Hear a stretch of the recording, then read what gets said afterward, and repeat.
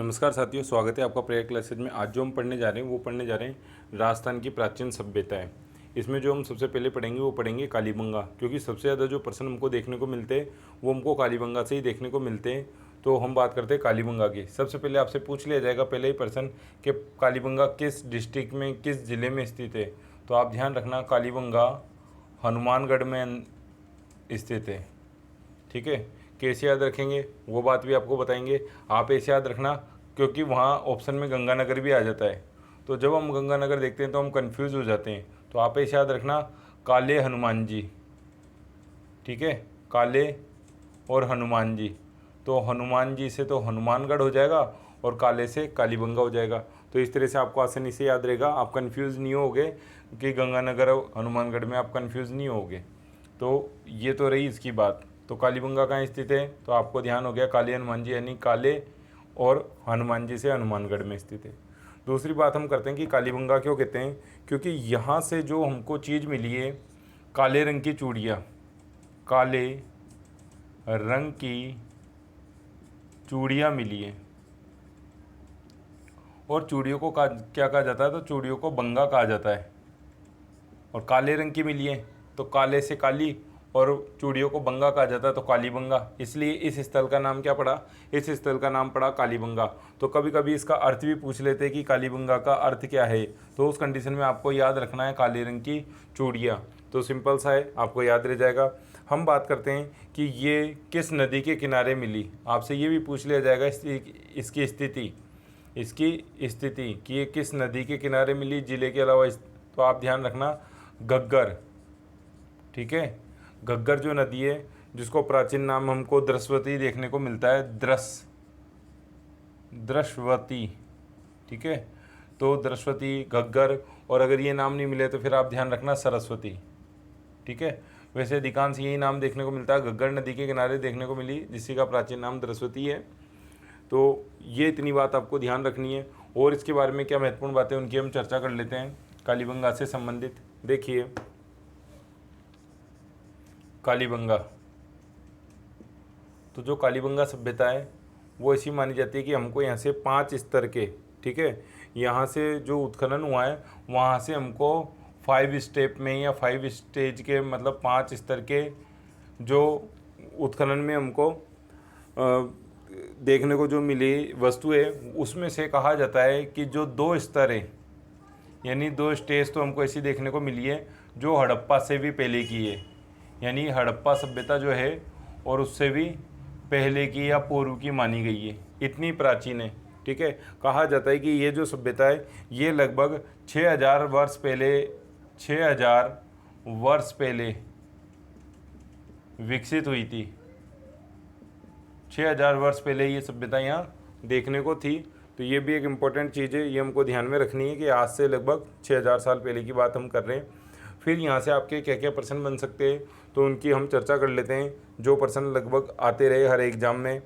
तो देखिए, एक तो आपसे ये प्रश्न पूछ लिया जाएगा कि यहाँ पे, ठीक है, आपसे प्रश्न पूछ लिया जाएगा, वो जो इम्पोर्टेंट प्रश्न है वो सारे मैं यहाँ लिख देता हूँ ताकि आपको सारे एक साथ ही क्लियर हो जाए। सबसे पहला प्रश्न तो आपसे पूछ लिया जाएगा, पूछा हुआ भी है फर्स्ट ग्रेड में, कि भूकंप के साक्ष्य कहाँ से मिले। भूकंप के प्रथम साक्ष्य। ठीक है, दूसरा आप याद रखना, जुते हुए खेत के निशान। आपको जुता हुआ खेत कहाँ से मिला है या उसके निशान कहाँ से मिले, ऐसा पूछ ले। तीसरा आपसे पूछ लेंगे कि 2 फसल, जब खेत है तो खेत में फसल भी होगी, लेकिन फसल कितनी हो रही है, तो ध्यान रखना 2 फसल, क्योंकि हर जगह से एक ही फसल लेने के बहुत कम जगह है, तो उनमें कालीबंगा भी है जहाँ से 2 फसलें ली जाती थी। 2 फसलें लेने के साक्ष्य, ऐसा माना जाता है कि यहाँ की ज़मीन अच्छी थी और यहाँ से अच्छी फसल ली जाती थी। फिर इसके अलावा आपसे पूछ लिया जाएगा बेलनाकार मुहर। ठीक है, इसी के अलावा आपसे पूछ लिया जाएगा लकड़ी की नाली। तो बेलनाकार मोहर और देखिए लकड़ी की नाली। ठीक है, तो ये इंपॉर्टेंट पर्सन है। और भी एक दो जिनके भी हम चर्चा करते हैं, तो पहले इनको ध्यान कर लो आप। भूकंप, अब कैसे याद रखोगे? ऐसे याद रखो, काली, यानी जब काली माता, आपने सुना होगा काली माता, तो काली माता को जब गुस्सा आ जाता है तो क्या आ जाता है? एक तरह से भूकंप आ जाता है, फिर तो वो जल्दी से शांत भी नहीं होती।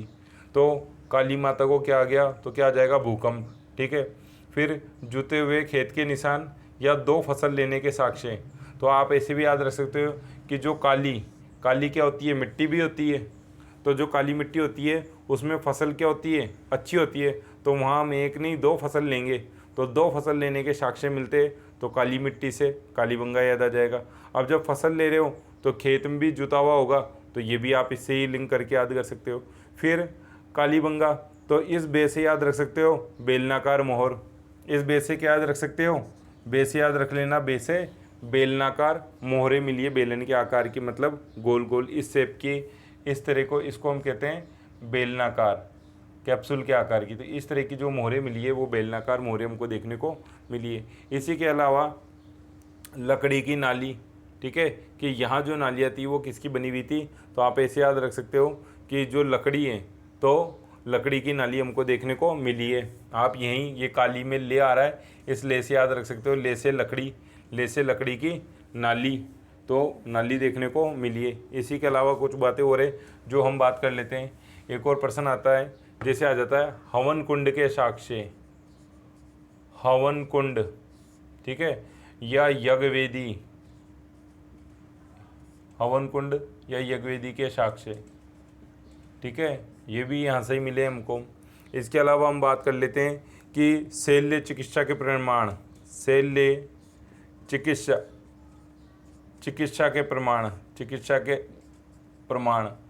तो ऐसा क्यों मानते हैं? क्योंकि हमको यहाँ से एक बालक की खोपड़ी मिली है और उस खोपड़ी में क्या है? 6 छेद है। अब खोपड़ी के अंदर छेद मिले, इसका मतलब हम ये मान सकते हैं कि वहाँ पे उस समय भी शल्य क्रिया की जाती रही होगी, इसलिए उस खोपड़ी को क्या कर दिया? छेद दिया, यानी उसमें छेद कर दिए।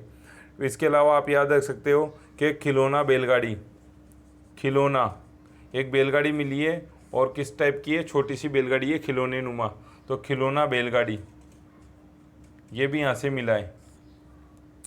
इसी के साथ एक बात याद रखना, यहाँ मैंने आपको काली माता बोला है, लेकिन ध्यान रखना यहाँ कोई मूर्ति नहीं मिली है, तो ध्यान रखना मातृ देवी की कोई मूर्ति नहीं मिली, कोई मूर्ति नहीं मिली। ठीक है, मैंने आपको काली माता बोला है, लेकिन उनकी कोई भी हमको ऐसे याद रखने के लिए कि कोई भी उनकी मूर्ति हमको देखने को नहीं मिली है। तो ये बातें जो आपको यहाँ से ध्यान में रखनी है। इसके अलावा आप एक और बात रख सकते हो कि यहाँ से जो हमको मृदभांड मिले, यहाँ से जो हमको मिट्टी के बर्तन मिले, उन बर्तनों पे जो हमको लकीरें देखने को मिलती है वो कैसी मिलती है? तो लाल रंग की, काले और सफ़ेद रंग की। तो लाल वे काले और सफ़ेद रंग की उन पे जो लकीरें, रेखाएं खींची जाती है, वो रेखाएं देखने को हमको मिलती है। तो इसमें जो ज़्यादा इम्पोर्टेंट पर्सन है, मैंने इससे पहले वाले में जो आपको बताया कि भूकंप के साक्ष्य होने को बहुत सारे, हर साल कोई ना कोई प्रश्न पूछा जाता रहा है, लेकिन सबसे जो इम्पोर्टेंट चीज़ है वो आपके ये, इनके अलावा जो मैंने इससे पहले आपको बताया कि भूकंप के साक्ष्य ध्यान रखना। ठीक है, दो फसल लेने के साक्ष्य याद रखना, फिर जुते हुए खेत के निशान याद रखना, फिर आपको मैंने बताया कि लकड़ी की नाली याद रखना। तो ये जो इम्पोर्टेंट चीज़ें, ये ज़्यादा इम्पोर्टेंट है, तो इस जो मैंने आपको बताई इनको ज़रूर याद रख लेना। ठीक है, तो ये है हमारे कालीबंगा, जिसके बारे में हमने इतनी चर्चा की। एक बात और है, आपसे एक चीज़ और पूछी जा सकती है, वो और बता देते हैं कालीबंगा में कि कालीबंगा की खोज किसने की और कब की, और उत्खनन। तो देखो, इसके जो खोज करता है, इसकी खोज हुई थी 1952 में, और किसने की थी? तो ध्यान रखना अमलानंद घोष ने, अमलानंद घोष। ठीक है, इन्हीं को शॉर्ट में हम कह देते हैं A.K. घोष, ये कह दिया जाता है इनको शॉर्ट में। ठीक है, A.K. घोष, ए का मतलब है अमलानंद घोष। फिर और बात कर लेते हैं उत्खनन करता, यानी ये तो खोज करता थे, अब इसकी खुदाई किसने की, तो उत्खनन करता। ये दो नाम भी विशेष है, ये भी पूछ लेते। तो ये जो उत्खनन करता थे इनमें एक का नाम था बीबी लाल, बीबी लाल, और एक का नाम था बी के थापर, बी के थापर। ठीक है, तो ये इस तरह से नाम पूछ लेते। तो आप कैसे याद रखोगे कि यहाँ काला आ रहा है और यहाँ लाल आ रहा है।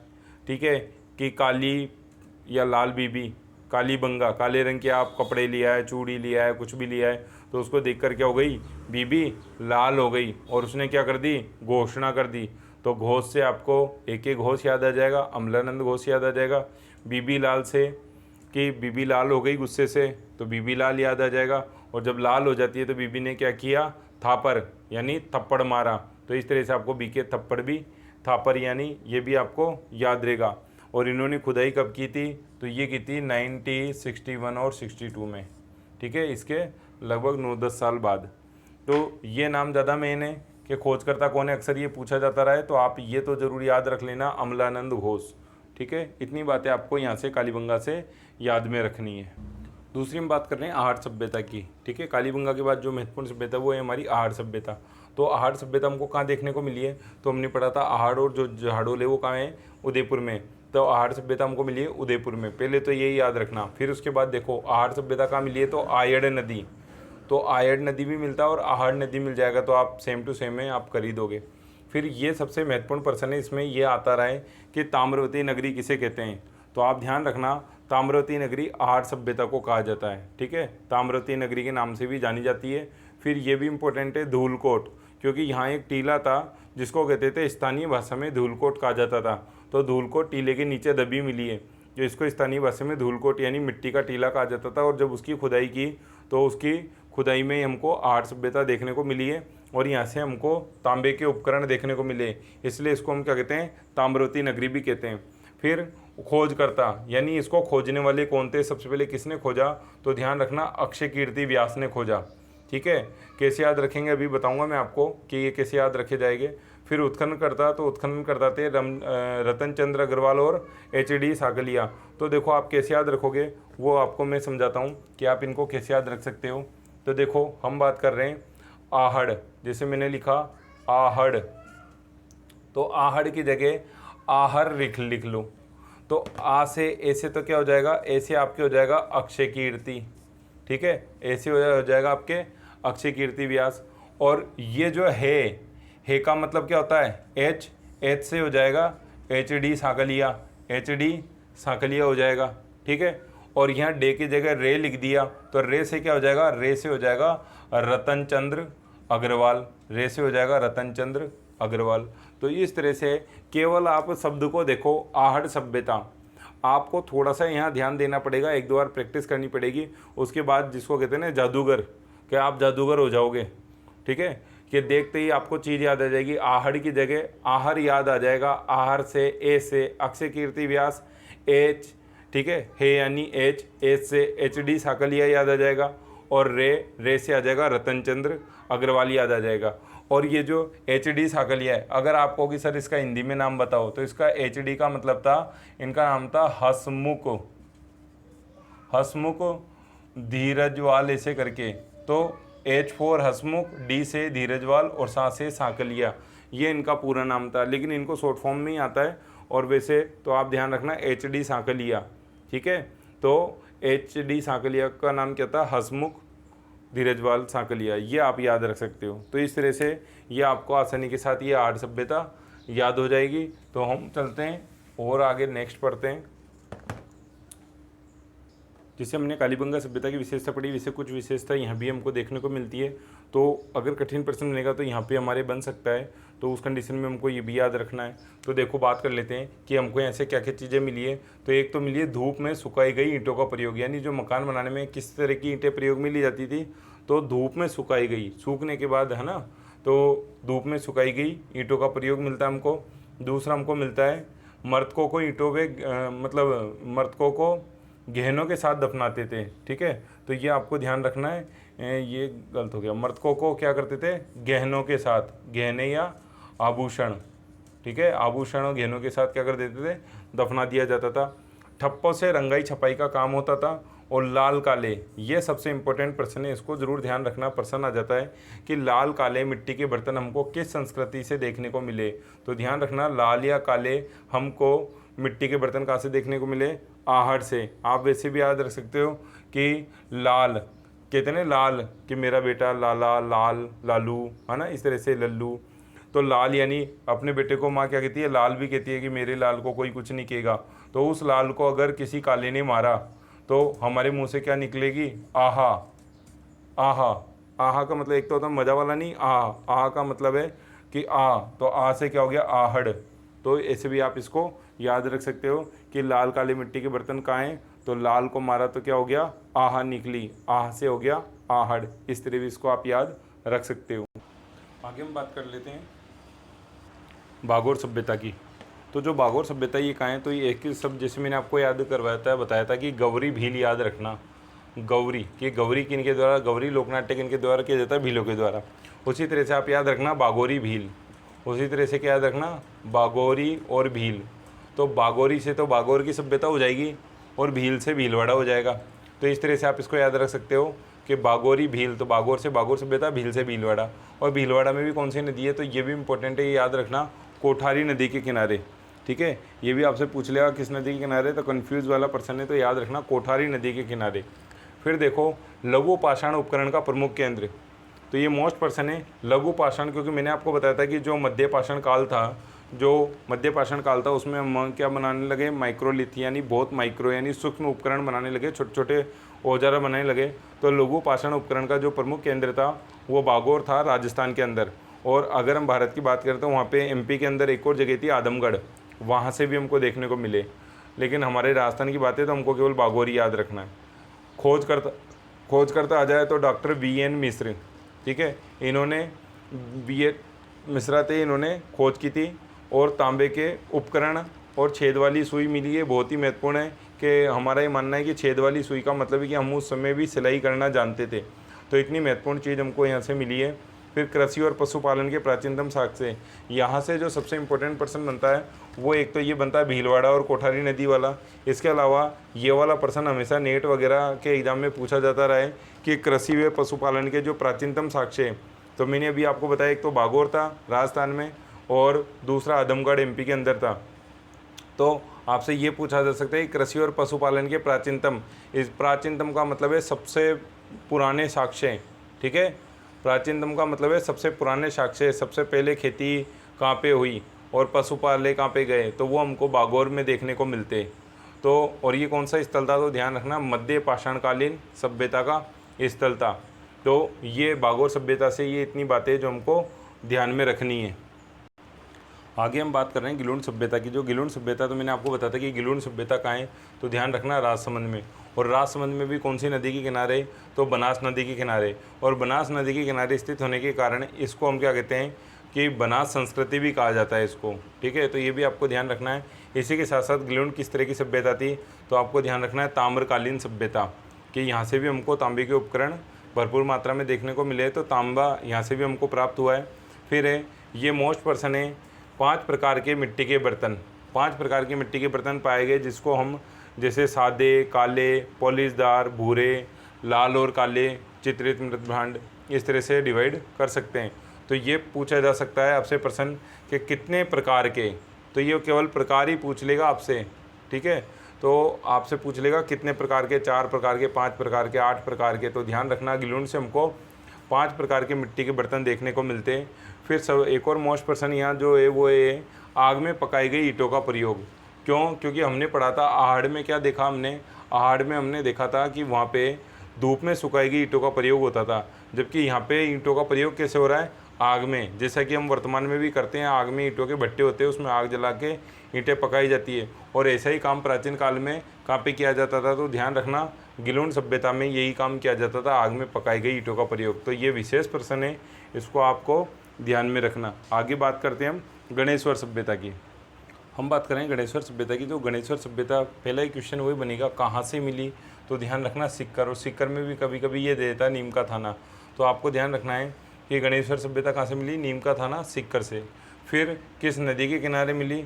तो कांतली नदी के किनारे मिली। फिर एक और प्रश्न आता है, सबसे जो मोस्ट प्रश्न है इसमें वो यही है, इसके पूरे पूरे चांस है, तो इसको ध्यान रख लेना। ताम्रयुगीन सभ्यता की जननी प्रश्न आ जाएगा। ताम्रयुगीन सभ्यता की जननी किसे कहा जाता है, तो वहाँ पे आपको गणेश्वर भी दे देगा, आहड़ भी दे देगा। तो ये सारी सभ्यता तांबे की है, तांबे से बनी है ना, तांबा मिला है भरपूर मात्रा में। लेकिन जननी किसको कहा जाता है, तो इसलिए आपको ध्यान रखना है क्यों कहा जाता है जननी, क्योंकि यहाँ अत्यधिक मात्रा में तांबे के आयुध, आयुध का मतलब है अस्त्र शस्त्र और उपकरण हमको मिले, और ये जो तांबे के उपकरण हैं इनमें 99% तक हमको तांबा मिला है। इसलिए अत्यधिक मात्रा में तांबा मिलने के कारण इसको हम क्या कहते हैं, ताम्रयुगीन सभ्यता की जननी कहा जाता है। तो ये प्रश्न अक्सर पूछता रहता है। अब आप कैसे याद रखोगे, तो देखो मैं आपको समझाता हूँ, आप याद रखना ताम्रयुगीन सभ्यता की जननी। तो आप तो ऐसे याद रखो, जननी, जननी का मतलब होता है कि जो जन्म देती है। तो जब हम कोई भी काम करते हैं तो हम सबसे पहले किसको याद करते हैं, गणेश जी को। तो गणेश्वर की जगह आप क्या याद रखो, यहाँ पे याद रखो गणेश जी, कि गणेश्वर क्या है, गणेश जी याद रखो। तो जब हम कोई भी काम करते हैं, कि कोई नया काम चालू करते हैं, तो जैसे ही हमने ये काम चालू किया तो हमने किसको याद किया, गणेश जी को। तो हमको याद रहेगा ताम्रयुगीन सभ्यता की जननी कौन है, तो गणेश जी, गणेश जी से गणेश्वर। अब गणेश जी के क्या है आप जानते हो, गणेश जी ऐसे देवता है जिनके बहुत बड़े बड़े दांत है। भाई हाथी का मुख लगा हुआ है तो हाथी के दांत बहुत बड़े होते हैं ना। तो यहाँ याद रख लो, दांत की जगह दांतली, और दांतली से ही मिलता जुलता वर्ड आपको याद आ जाएगा कांतली। तो दांतली और कांतली, तो इस तरह से आपको ये गणेश्वर सभ्यता भी याद हो जाएगी। किस नदी के किनारे, तो कांतली, तो कांतली भी याद हो जाएगा आपको, कांतली नदी है।